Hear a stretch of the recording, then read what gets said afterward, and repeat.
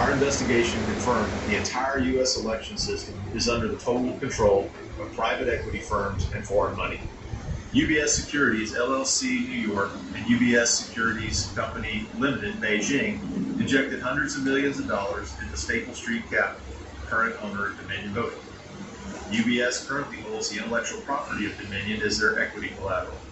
Up until December 2020, UBS Security LLC New York listed 3 senior Communist Chinese Party members as being on the boards of both UBS Securities LLC New York and UBS Securities Limited Beijing.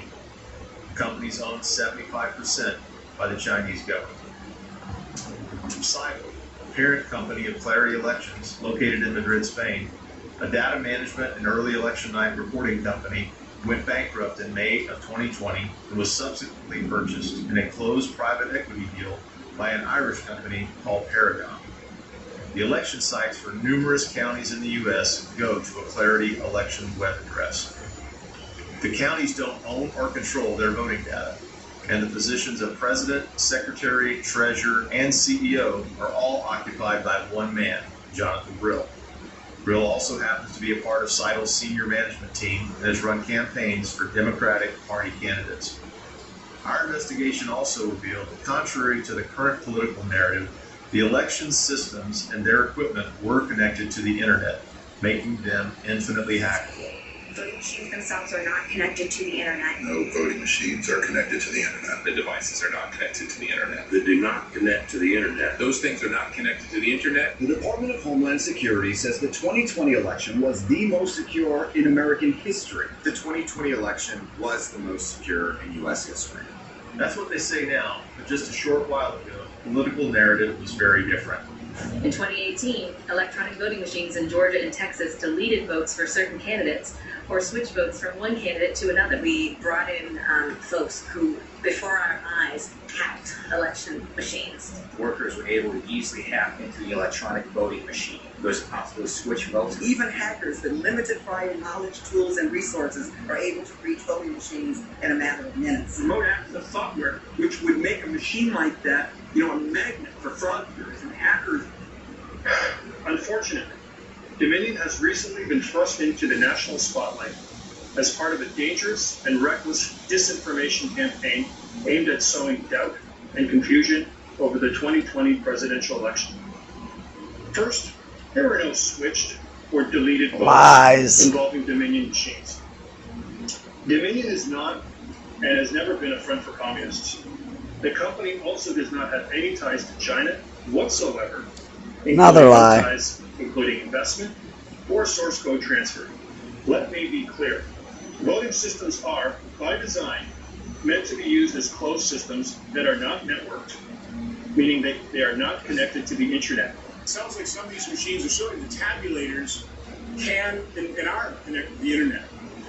Throughout, you're going to, particularly where a vote is cast on election day, those machines tend to and should not be connected to the internet. Certainly is the best practice. But some have the capability, don't they? Some may have modems that are typically disabled, but in certain states, I believe in Wisconsin, some are temporarily activated to transmit some counts. But those tabulators are connected on election day because that's how they transmit the data to the counties and also into the unofficial. In some cases, yes, sir. Yeah. Okay. In all cases. Through forensic analysis of election management. How do you think we get it on the news in real time? Numerous election officials in Georgia, as well as the operator's manual for Dominion's Democracy Suite 5.5, our teams have gathered indisputable evidence that the entire system can indeed be connected, hacked, and manipulated. And in fact, it was. Wait. Here's what triggered this investigation back in 2018. This is the Allied Security Operations Group's primary finding of the 2018 governor's race, where a direct flip 560 votes was made from Matt Bevin to Andy Beshear. So that was exactly 560 votes was deducted from Matt Bevin. 560 votes were added to Andy Beshear. This race was decided by a little over 5,000 votes.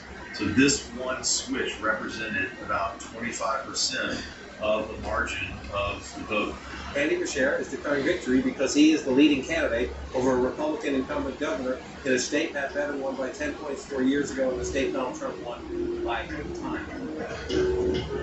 Here's an example of election anomalies that took place in 2020. So now we would take the ballots and we would scan them. It's going to feed these ballots through the scanner. So what we're going to do is we're going to take and we're going to overvote. What do you mean by overvote? Overvote is when if there is multiple people in a section where it says only vote for one. So you're scanning the same ballots twice. It's already been scanned once. I've already scanned them once. Yeah, so you're scanning the same ballot. Same ballots twice. We just accept that every one of them went through the system. There it is, the fifth batch. Okay. It's pending adjudication. I think I want to vote for Biden. Let's let Biden do this. And complete. So you made a vote for someone where someone did not vote. I didn't I? And you're the election supervisor? I'm the election supervisor. I am the person that sits and does the adjudication. All right, Lord, I want y'all to step outside. Initiated by a court order, the Michigan investigation team obtained forensic access to a DS-200 tabulator, the machine that counts the votes. A Tele 4G wireless chip manufactured in Taiwan was discovered embedded into the modem. The voting machine tapes clearly indicate modem engagement and transmission of election data. Some of the anomalies that we noticed in the 2020 general elections that 5 key states all stopped counting at a certain time in these key battleground states. These were all where software, the mini machines, ES&S machines were used, the Smartmatic GEMS software. So when the vote stopped counting, and this has been noted in other countries as well, President Trump was significantly ahead. When reporting and counting resumed, there was a massive spike occurred that favored Joe Biden. The next major observation the teams made was that there were significant financial transactions for private and nonprofit organizations that had a severe impact on the 2020 general election.